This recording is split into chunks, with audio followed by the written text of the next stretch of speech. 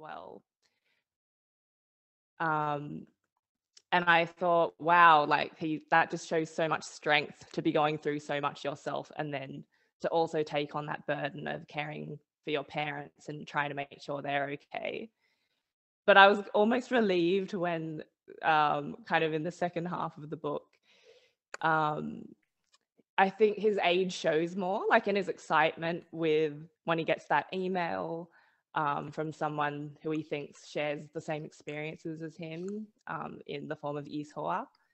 And just kind of like, I guess maybe those more ugly human feelings that come out as well, and him showing his youth, and when he talks to Little Grandpa Jang as well. And I think he reminds him of how young he sounds as well. I kind of liked that. I liked that it wasn't all just Aerym being like so grown up throughout the whole book. What did you think about it? Yeah, I thought that, like what you talked about kind of just at the end there, that the contrast between like Little Grandpa Jang was such an interesting character, particularly like the contrast between Aerym and him, when Aerym is like, he's my peer, you know, like we're buddies, you know, we've been through the same things, we know the deal. And Little Grandpa Jang is kind of like, you're still a child. Like he still kind of treats him like a child, but he likes, I think, the way that Aerym treats him as a peer. And the youthful feeling that gives him is kind of the same as when he says that he likes that his dad still treats him like a child, that he does appreciate that, and that it makes him feel younger and stuff. But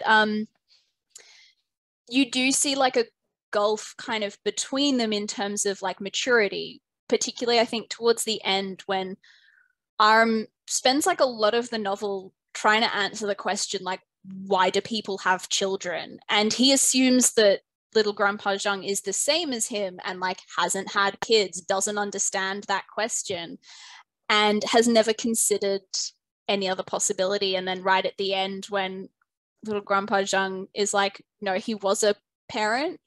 And that was a very heartbreaking moment of just being like, oh, like, he doesn't say what happened, but there's so many different possibilities, like whether there's just no longer a relationship, whether they passed away, or what. But I thought that was a really interesting moment, that you could see that there is a degree in people's like maturity that comes from like actual life experience and actually having lived an amount of time, not just the kind of experience that Aerym has, which is kind of brought about through having to live a lot in a very, very small space of time and going through such a immense ordeal and an immensely traumatizing experience. And also like just his reading, like he just, that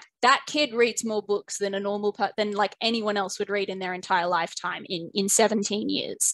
And he kind of takes that as like, that's his life experience, is living all of these other lives. That's his life.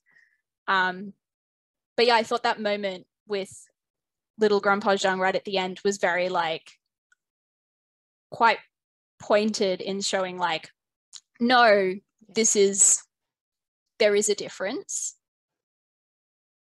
Yeah, definitely. And when I read that part, as you said, like it is a heartbreaking moment. And I don't know why, but for some reason I did assume that he had his childhood died. And maybe it was because, I guess in the book, because we know that, you know, what's looming over this entire book from the start is that, you know, that the main character who we're going through life with through his perspective is on the brink of death this whole time. So I think maybe because of that theme, I had assumed that Little Grandpa Jang, his childhood also died. And I think that moment is made so much more heartbreaking because we've lived this whole experience with Aerym and his impending death and the fact that his parents are going to have to deal with that exact situation. And then here we have this old man who's been through that already. I think it makes it all the more painful in a way. Definitely, yeah. I definitely agree with you. That was definitely my first thought when I read that passage, was like, oh, his child died. And I think that's definitely the assumption that we're meant to make.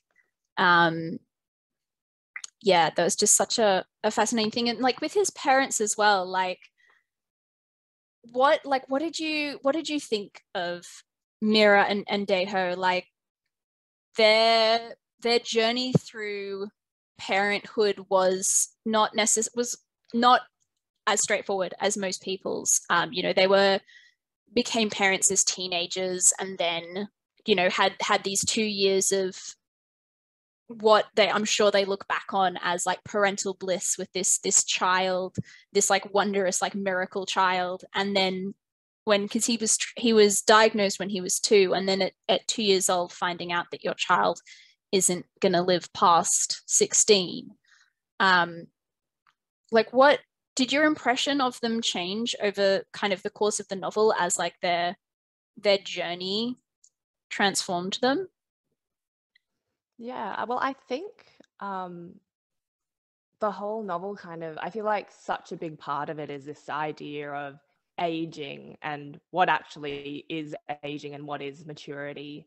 And it's interesting that, yeah, the choice was made by the author that the parents were going to be these teenage parents who, so they're kind of, most people would kind of consider them kids themselves when that has happened. And then the maturity that kind of almost has to come along with that huge responsibility. And then again, as you said, after they find out about their son's illness. And yeah, that's played with a lot. And I find it interesting how, especially in the first half of the book, Adam almost seems to feel like he's more mature than them. He kind of thinks of them still as these 16-year-olds a lot of the time. He loves to imagine them at that time, and he's always asking questions about it. And it's almost like he feels like, oh, and he also mentions how he imagines his dad is going to look like him when his dad gets old. And that reminds me of another moment in that conversation towards the end with Little Grandpa Jang. I'm pretty sure I'm remembering right that he says, no, he's actually going to look different to you. Like, don't assume that he's going to look like you when he ages. And that was another moment as well of showing kind of the maturity difference in reality between this 16-year-old kid and this old man. Yeah, did your impression of them change as well throughout the book as they had to kind of deal with these different life points? It's quite interesting. I was thinking back on the book, and it's very much like your first impression that you're given of Areum's parents is actually from his perspective. Like it's that first quarter of the novel is the book that he wrote for them. And it's the manuscript that he created. And so it's him creating them as he sees them and as he saw them and as he imagined them as teenagers. It's not how they were. And so you get this first shot of them being, 16, and all of the little parts of them that Areum is romanticizing, and the moments that he romanticizes and the things that he dwells on. And then like throughout the rest of the novel, you get to see how they actually are and how they actually respond to things. Like the Mira of the first part of the novel would never have run away from Areum and her husband, but she did, and she does do that. And I thought that was a really interesting moment. And like Areum, he was so, he was such a sweetie. Like, he's still in that moment when he finding out that his mother tried to like left and was like, I can't do this, I can't be his mother anymore, and he still found like beauty and love in that moment, that she was like, I'm feeling this too much, and he was like, it's okay, you know, you came back, but even if you hadn't, I would still love you. And it's like, oh, my heart. And like, even there was this moment in the novel where Aram and his mother are walking together down the street after having been at the hospital, or when they're going to the hospital, and Aram is going very slowly, and he feels very self-conscious because all of these people are looking at him. And I have the quote written down, but I think, yeah, she says that, you know, we've been doing this, going to the hospital for 16 years, you know, we've been coming here every week, you know, we can take our sweet time. And that she's like, no, don't care what those people think, you know, you can take your time and they can deal with it. They can think whatever they want to think, but we know that we're doing the right thing and we're doing what we can. That was a really lovely moment to kind of show her as a parent, of her parenting him, being like, stop worrying about what other people think. They don't matter. They haven't been here with us every step of the way. And so we're going to go as slow as we want. And I thought that was just such a lovely moment, kind of showing where she's kind of going as a parent. Yeah, I loved that moment as well. I think it also kind of showed how, you know, I think from her perspective, it was about going at our own pace. And in a way that was also because they're on such a different life path to most other people. And I think it kind of reflects that as well, that, you know, yeah, where we don't have to go at everyone else's pace. Like, this is our life. It's different from probably most of the people around us right now. We can take our, I think she might say something like, we can take our sweet time or something like that. Yeah. Actually, something you said about it being through Artem's perspective, because it's him writing a manuscript, made me think about, well, as I was reading the book, actually, it made me think a lot about my journalism practice and like thoughts I've had, writing stories as a journalist, and they do have that part as well where they have that show. I forget what the show was called, but you know how they go on the show, yeah, and they do an episode on Artem. And I found it so interesting the way that Artem talked about how even though they used the facts from his real life and it was all truthful, there's still something about it that doesn't sit right with him. And it is something about the manufacturing of a story, and for a show like that, it is to pull at heartstrings. And a lot of journalism is the same.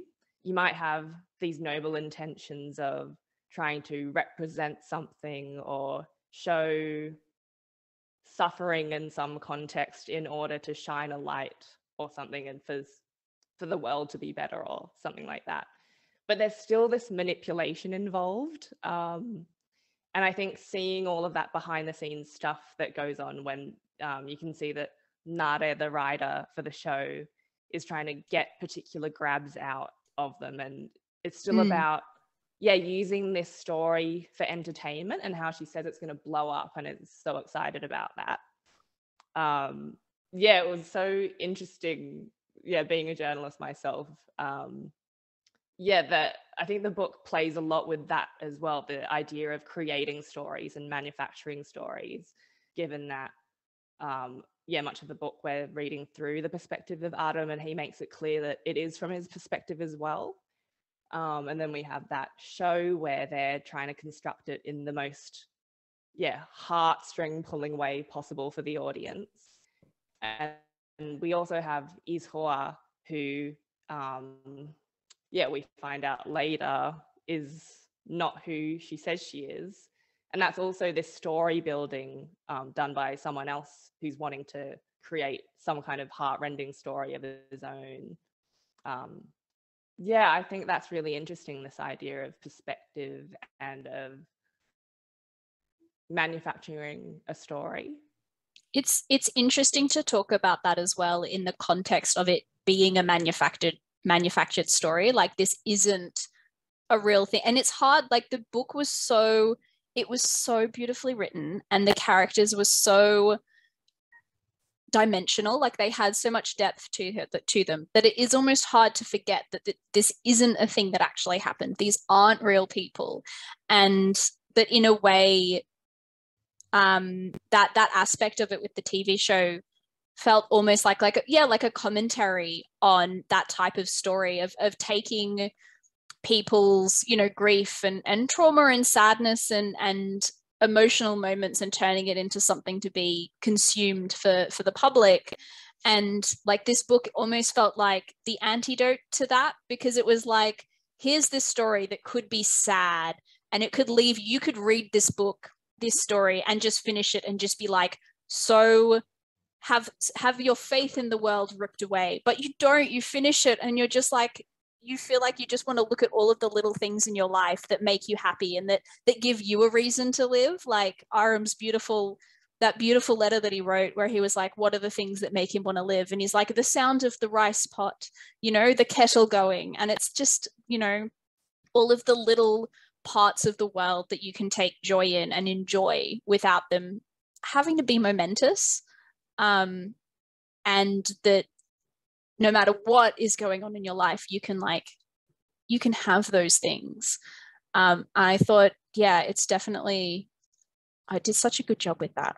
Oh. Yeah, it did actually reminded me, of that same appreciation for life and what actually makes up life. It was the same for me. Do you think that the story would have been particularly different if his parents had narrated it? How do you think that could have changed it? Yeah, it would have been a completely different book, wouldn't it? Because especially, I think, having all these little things and how Adam just wants so badly to live, and it really comes across, and just his love of life. It's almost, you just feel it so much because it is coming from his perspective as the person who is dying and having, you know, one of his senses taken away as well, that he relies on so much to read, which is the main thing that he likes to do. Those times when he goes to the doctor and he finds out that that's going to happen, you just feel it so much because it's coming from his perspective, and you know how important it is to him, and it's being narrated by him, and you feel that sense of loss in such a different way than if it was the parents. I think Ivy just said that they thought it would have completely changed the themes if his parents the narrators, and I definitely agree. I think that, you know, you would have moved away from the themes of like finding beauty in life and, you know, slowing down, appreciating things, love, caring, and it would have been a lot more about struggle and endurance and sacrifice, in a way that it isn't from Areum's perspective. You know, he sees some of that happening and some of the things that his parents are having to go through. But his focus is still on himself and what he wants out of life, which, like, understandably, you wouldn't expect him to think about those other things. But definitely, like, the themes would have been incredibly different if it had been from his parents' perspective. Yeah, I agree as well. We might jump across. We've got an interesting question here from someone in the audience, from Catriona, who asks, who says, it's interesting how this novel deals with memory, particularly how Areum lives through the memories of his parents and almost seems to inherit these memories. Do you think that in a way he is more connected to his parents' past than his own? I definitely think that he is. I think he's very connected. Like, his parents, like we were talking earlier about his love of stories and how how much he reads and absorbs all of these tales going on around him. And he talks in the novel about how he goes fishing for these stories, and he like waits with bated breath for sometimes for people when they mention something that he hasn't heard before, and he's like, tell me more, you know, that he kind of he creates his own life experience out of the stories that he hears, and he turns his parents' life and his parents' life experience and past into his own. Like I don't even know that it's that he's more connected. I think that he doesn't see a distinction almost. Yeah.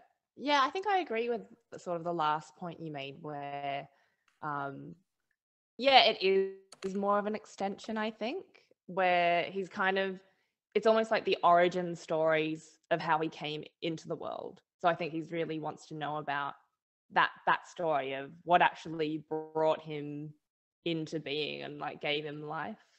Um and I almost think that his desire to know about his parents and their lives and their stories before he was born, it doesn't feel that different to me, at least, than my own yearning for other people's stories as well. So not only my parents, but, you know, even reading this book, but also in writing stories, through, yeah, being a journalist, reading long form articles.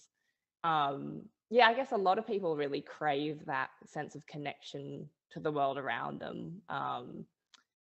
So yeah, I think it's kind of similar to a lot of people as well.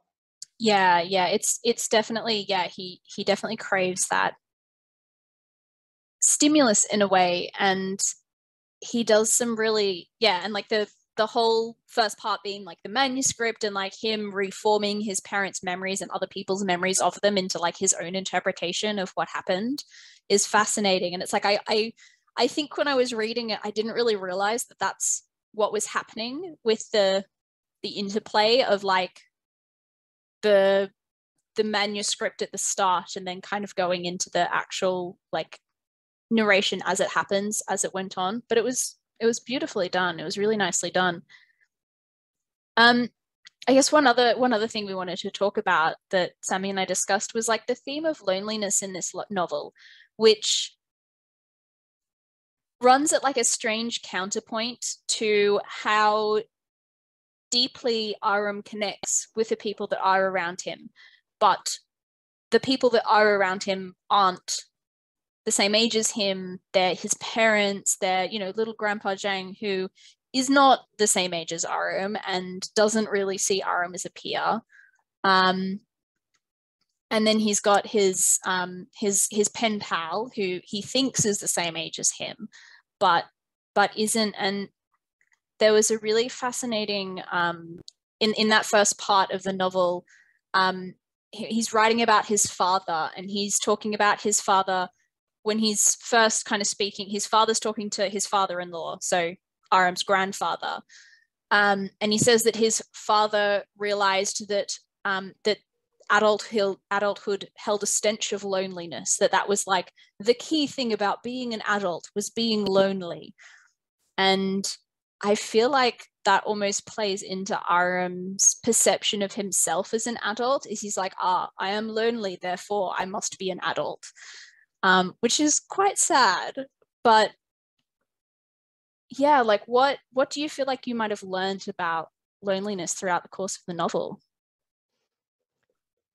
I think it really kind of emphasized that I think the way that people connect is often through shared experience. And so I think the fact that Adam just felt like no one else, he just didn't know anyone else who was going through what he was going through. And so couldn't connect at that fundamental level. I think actually his loneliness became a lot more apparent when he found Ishua through those emails. Before that, I could really feel his struggle and everything. But it's funny, yeah, I didn't actually get a sense of how lonely he was until he found her, and Mm. just how much life that brought in and how it kind of changed the pace of the story as well. yeah, it actually also reminds me of a moment where he's talking about whether it's better to miss something, to lose something that you had, or to, do you know what I'm talking, do you know which part I'm talking about? Or to have never experienced Yes. He something? says, I wrote the quote down because I also really liked it. And it was, I don't know who's more unfortunate, someone who misses something they've had or the person who imagines something they've never had. Yeah, well, I remember that came. Do you remember what the context was when that appeared? No, but it's very, very close to the end. It's like in the last like 30 pages. Yeah. Yeah, and it's so interesting because it's kind of a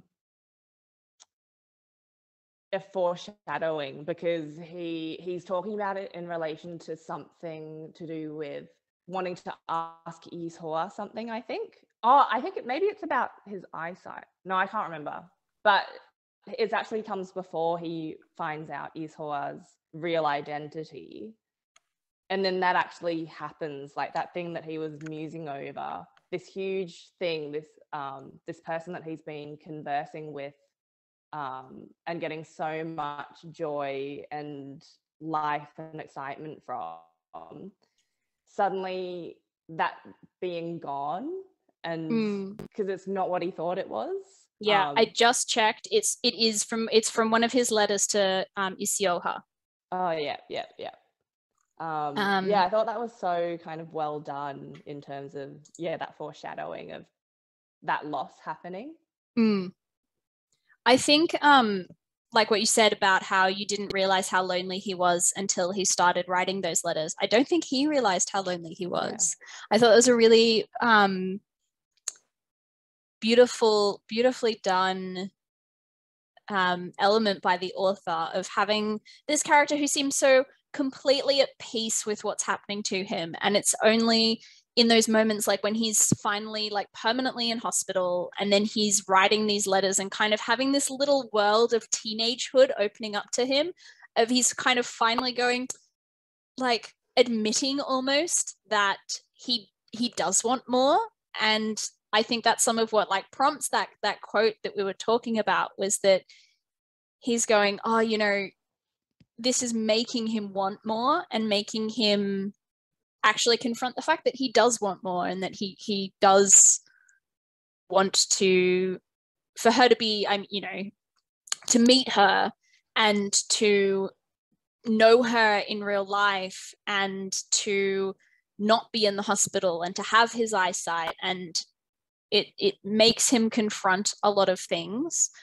That was the moment, that moment when you realize that she is not actually a person. Did you suspect before that point? So it definitely crossed my mind. It crossed my mind, especially early on. I thought, he actually doesn't know who this person is at all, and he's just taking her word for it. But when you read her emails to him, I mean, like, I just got completely taken in, and I just thought they sounded so real, like they were coming from a real person, that I kind of banished those doubts away. And then to find that that was actually what it was, I was like, oh no, I actually forced myself not to think about that because the letters were too beautiful. And I think Aerym even says that there were red flags, and maybe he didn't allow himself to think something like that either, because it was so good, and he didn't want that Iswa not to be there and to not have that relationship. Yeah, I definitely like I didn't at first. I was like completely swept up in it, and I was like, oh, how lovely, how sweet. I think it was the point when she was refusing to send a photo, was when he asked for a photo, and then she wouldn't send one, and then like sent the picture of that. That was kind of the moment where I was like, ooh, I'm not sure. Like I started to think something might be happening, but yeah, it was a very strong. And the moment when the guy who had been pretending to be the young girl like came into the hospital and like sat down next to Aerym, I thought that was such an amazing moment that showcased just how purely and unselfishly compassionate Areum could be, and how absolutely like tender that he was, that he was just like, he didn't hate the man, and that he was happy almost that he'd come, and that he was like, he might not have had the connection with the person that he thought he did, but he did still have a connection with someone. And I thought that's such a generous way of looking at it, you know. Yeah, and I think that goes back to that question of, it really made me think, because he says thank you to that man, and it really made me think about maybe if I was Adam, like whether I would, or even just for his sake, whether it would have been better for that production company to have never given his email out to this person, because really that should not have happened. But whether that would have actually have been better, and for Adam to have never experienced any of that, the joys of that relationship, or whether maybe he was thankful that he at least got to live in that world and in that illusion for the time that he did, even if it did get shattered at the end. It really, I couldn't really think of which would be better in the end. Yeah, I think Anne just commented that it was after he said that Sioha was one of the things that made him want to live. That was when the man cut off contact. And I definitely think that was a point where for the man, that he was like, that was when the guilt happened of him being like, oh, this is actually not that great. And it's like, buddy, probably should have thought of that earlier. But it was certainly, it was a very fascinating moment. And that, that he could thank him and be like, you gave him some, like, that he was given something when he was in hospital at his lowest point, that gave him something to live for, and gave him something to seek out tomorrow, so that he could have another letter and to have another window into a life, outside of that. We have another question here from Charmaine, who wondered whether we think the story would have been different if the parents weren't young parents. Like, what kind of impact do you think them being young and them having Areum at the same age that he is for most of the novel had? Yeah, I think that would have been a huge difference as well, because he also likes to make a lot of, the narrator, Adam, makes a lot of parallels between his age at 16 being the same age as when his parents, or when his mum had him or conceived him. And I think the fact that they were young parents really plays into that whole exploration of age and maturity as well. And so to have parents who were more like conventionally aged parents would have made a huge difference, I think. There's actually something that someone said, that Peggy said a little bit earlier, that they felt like he imagined the life he could have lived being 17 years old. Perhaps if he fell in love, had an exciting youth, it's almost like his parents, him imagining his parents at that age, and then being young parents gives him this window into like, oh, what could my life be? My life could have been that, but it wasn't. And like it's as well kind of that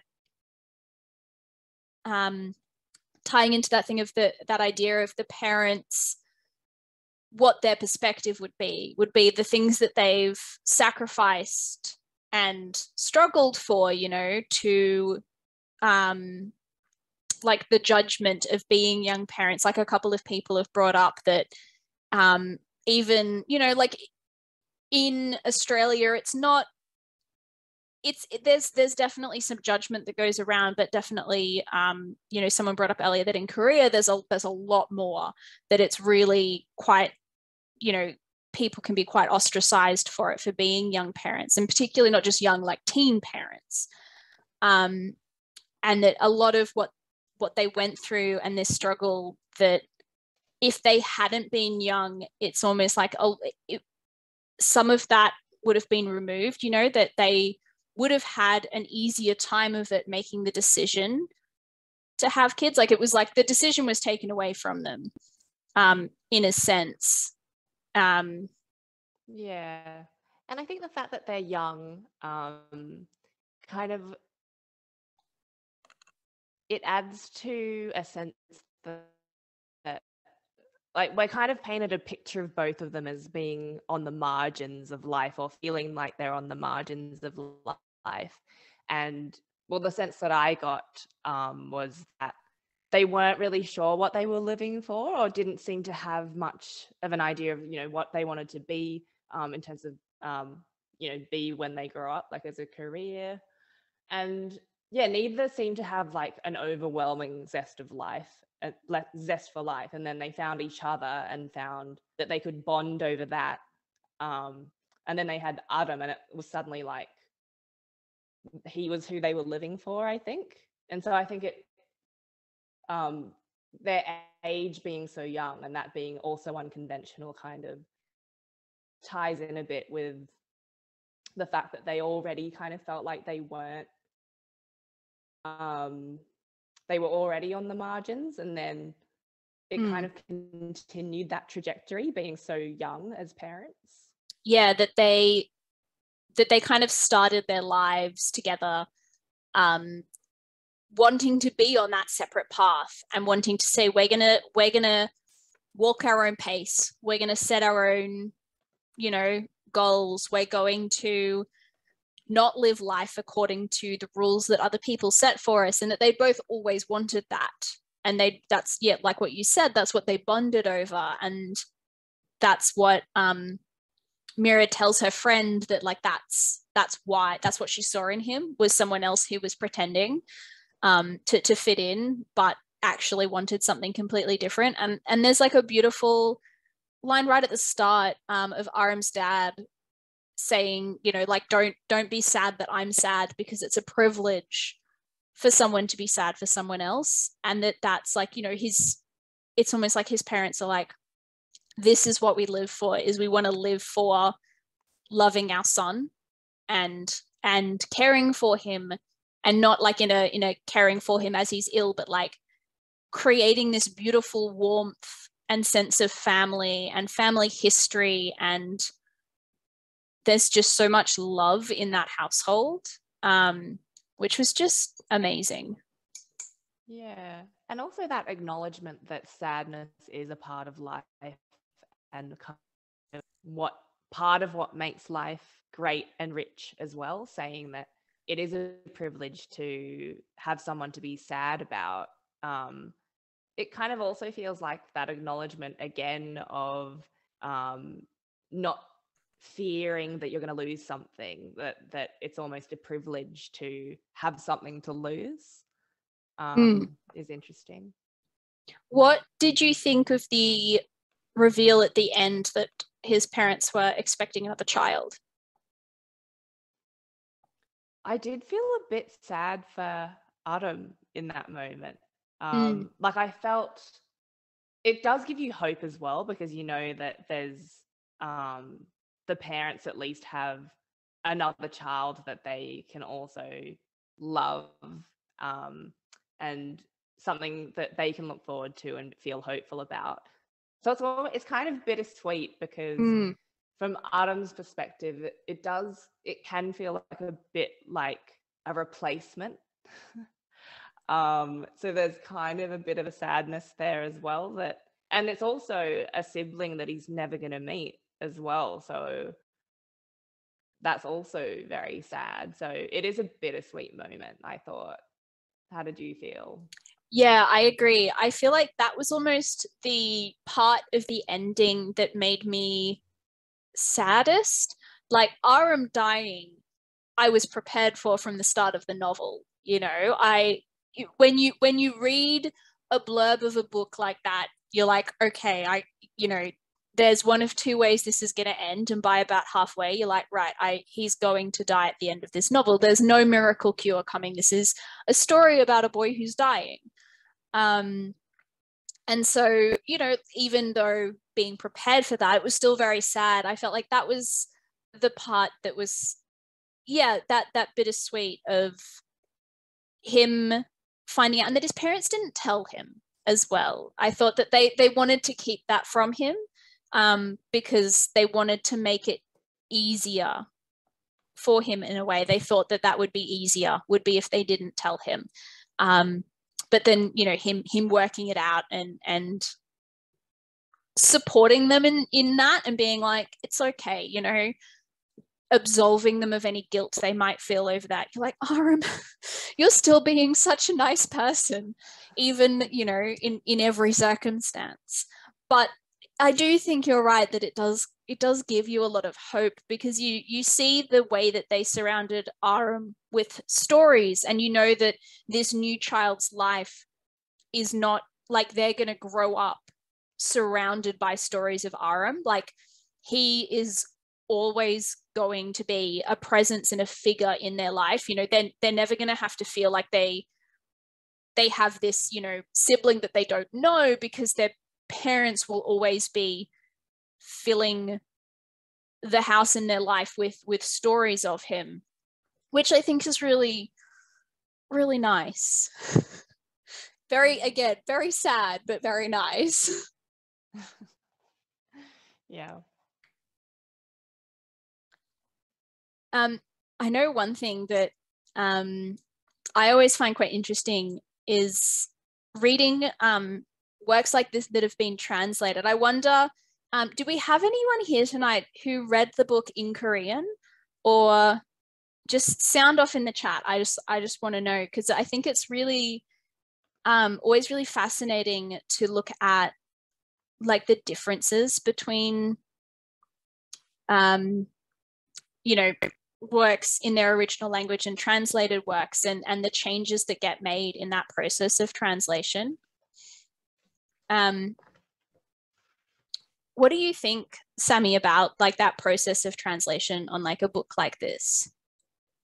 Well, because language, you know, language is the building block, where like each word already has a set meaning within that language, and so those meanings and words being different in another language means there's always going to be little differences and stuff that isn't really translated.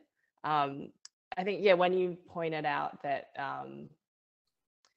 it's read online that some people had said that there was something lost in the translation of the title, I went and looked at what the title was in Korean, which is Tugun Tugun Nameseng.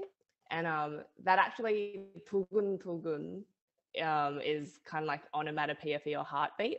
And so like a more direct translation would be like heartbeat. We don't really have a heartbeat. I saw now, some places doing it like a transliteral translation as my palpitating heart, my palpitating life, rather. Oh, right. Which is very clinical.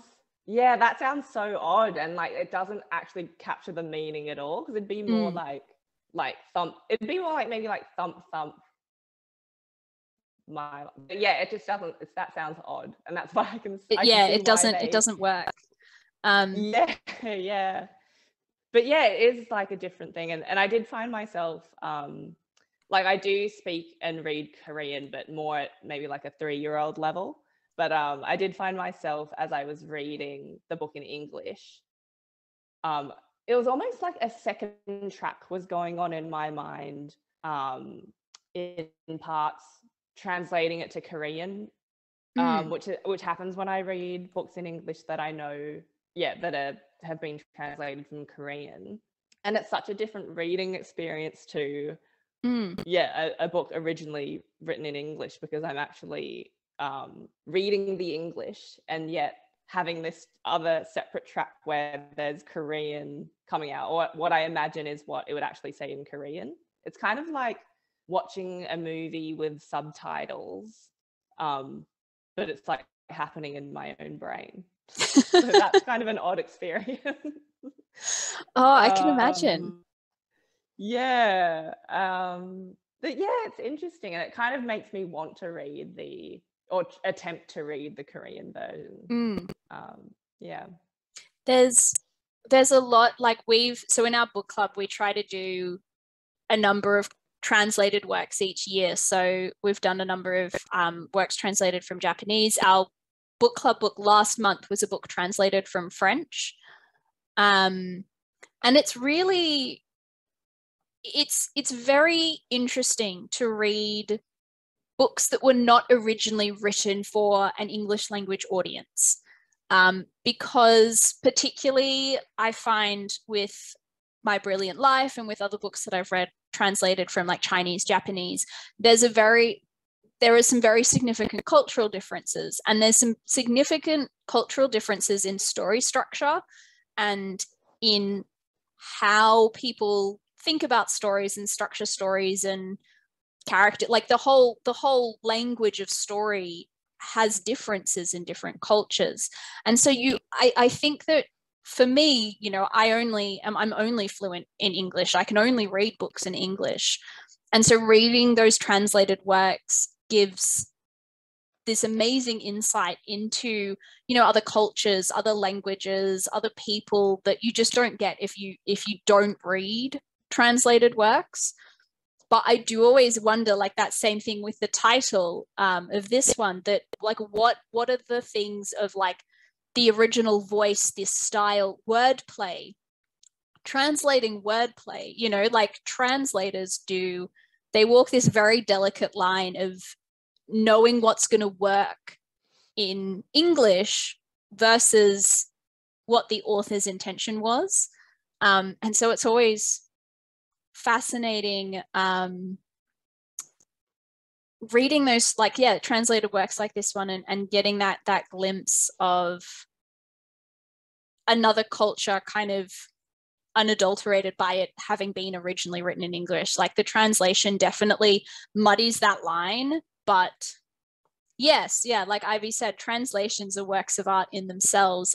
And the translator did a beautiful job on this one. You know, sometimes you read a translation and you kind of get to some sentences that you're like, that feels clunky and not in a deliberate way. Like it feels like they just couldn't work out how to convey the meaning properly. But this one was just so beautiful to read. Yeah. Were there any parts though where you could kind of sense that there was something, like were there parts that felt like were a bit off because you suspected there was something in the translation and like the cultural difference that you were missing? It's kind of it's hard to describe the sentence structure and the way that the characters talked. It's like as I was reading the book, I could tell that it was not originally written in English because it was very stylized. I find that particularly in literary works written originally in English, people go for, at the moment, the trend is a lot more realist, like strict, get as gritty and down to earth and like, you know, as exact to how actual people are. Whereas I felt like this still felt quite stylized. Like the people always said the perfect phrase. You know, the description was always exactly correct. You know, the moments were always perfectly layered and built together, which I think is something that I've noticed a lot in like in this one and in other translated works I've read from Japanese as well, that it's a lot more stylized. But I like, but yeah, I enjoy that in a book. You know, I think that it's very enjoyable. Yeah, I see Melanie said that she felt like some parts were a bit off and that she felt like some stuff was missing at parts. It's hard, you know, it's one of those things that's like, I'd love to be able to read books in both languages. to see those differences.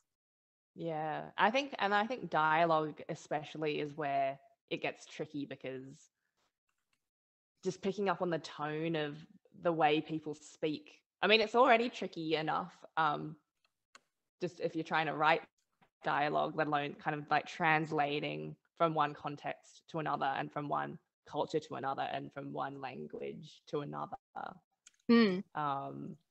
Yeah, we had another it's pretty question amazing as well. We had another question that was basically on the same lines of what everyone's talking about at the moment, was like cultural differences as well, of just like what were things in like Korean culture that like translated or not, you know, and people talking about like, you know, not knowing exactly what soju was, or the formal register taken by like the with the taekwondo club members where they called desu sir. Which of like that upper class, lower class, that respect that you have for people who might only just be a year level older than you, that you have to have that respect for them. That was definitely something that, you know, we don't, is not really a thing. Australia is very, in particular, is very no class structure. If you hint at a class structure, people are like not happy about it. You know, whether or not one exists is a different matter, but people don't like to act as if there is one. And so that was something that was definitely very different for me reading it. Yeah, and that's where there just aren't the words. Like, they're not actually calling him sir. It's like a, but there is no equivalent, and so it's it is like odd to read it because it just isn't the same. Yeah, I can see some people in the chat talking about that. But the honorifics don't translate well. Yeah, and in Korea there is just such a clear hierarchy in terms of age, and it's just a culture that's very deeply rooted in like respect for your elders, even if it is just a year older, or a year ahead in school. And actually, I did think when you mentioned how Little Grandpa Jang,